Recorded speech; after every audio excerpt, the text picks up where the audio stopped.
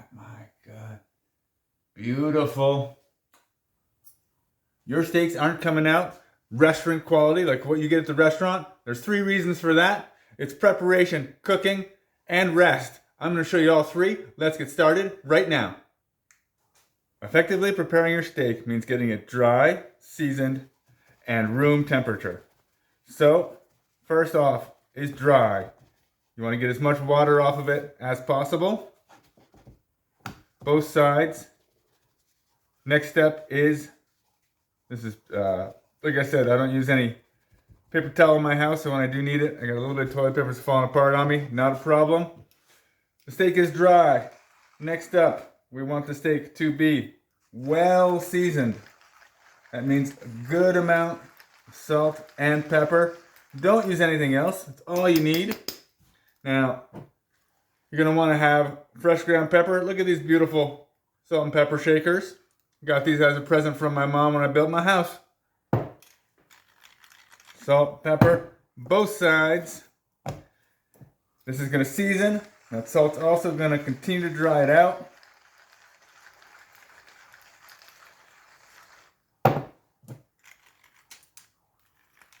Once this is all done, if you can, you want to let it sit at least in half an hour. The idea is to let it get to room temperature, let all that salt and seasoning get into the meat and also to soak away all of the moisture. So there you go. That's the start. Preparation. So here's the steak. It's been sitting for about an hour. I had to put it up on a shelf so my dog wouldn't go and eat it. But you can see all the seasoning has soaked in. This guy looks fantastic. We're gonna get ready to cook it. So to cook this steak, we want a really hot pan where you can test it. A little bit of water. Throw that in there. Is the water disappearing immediately? It's going right off. It is. Like I said, hot pan. I got my stove on about medium high.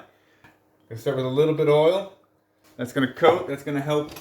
Also the butter that we put in later. That's gonna help it not burn. That's all ready to go. It's bubbling because it's hot. I'm gonna take this beauty, put it right in there.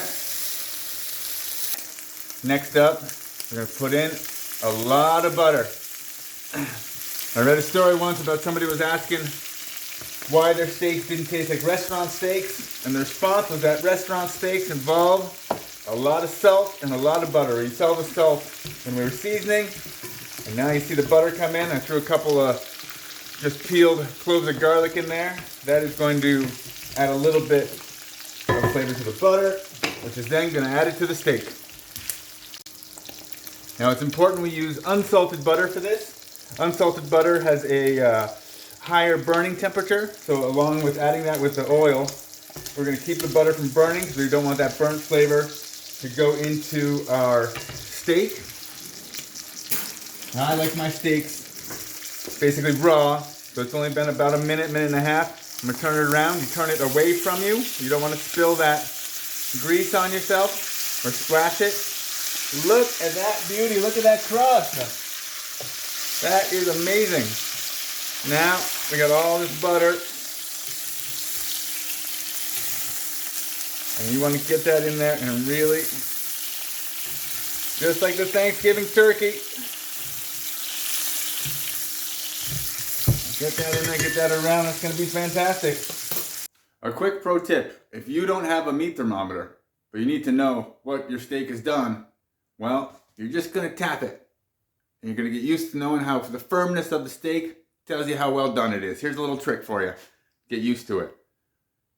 For finger and thumb like this, you tap right there, right into the meat of your finger. That's a rare steak. Next finger over, medium rare. Medium. And look at that. Oh, you're going to feel it. That's firm, firm. That's a well done steak. Get used to that. Get used to your timing. You're going to figure out how to get the steak exactly how you want it every time. Otherwise, go buy a meat thermometer. I'm going to keep on basting. Getting all that flavor into the steak. It's been about another minute and a half. And for me, that is done. So off he goes. Now when you get the steak off the heat, you want to let it sit for 5 to 10 minutes if possible. A trick that you can do, keep your steak warm while it's sitting, is to wrap it in tin foil. I should have grabbed a slightly bigger piece, but that'll be fine, that'll do it. Okay, that's been about 10 minutes. Steak is still warm, looking gorgeous. Now you want to have the plate heated up, either with the hot water or a short stint in the oven. And now it is time to cut into this guy and see what we are dealing with.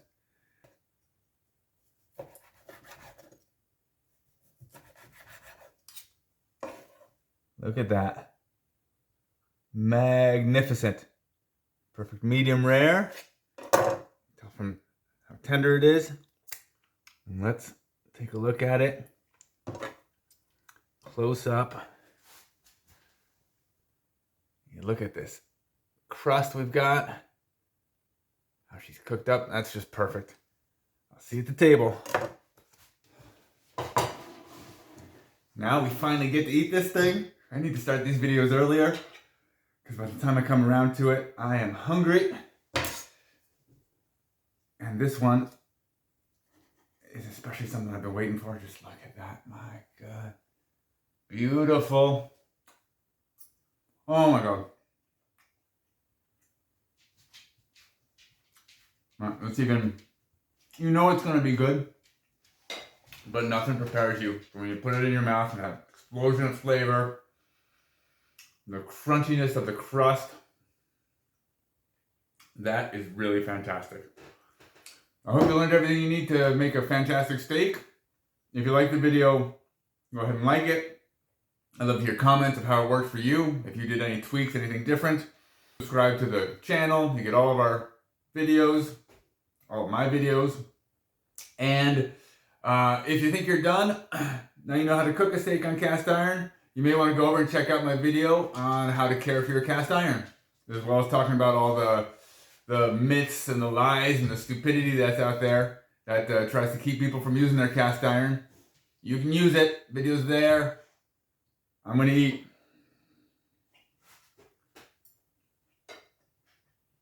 So the video's pretty much over. You guys can go now. There's nothing else. Came for the steak, or did the steak.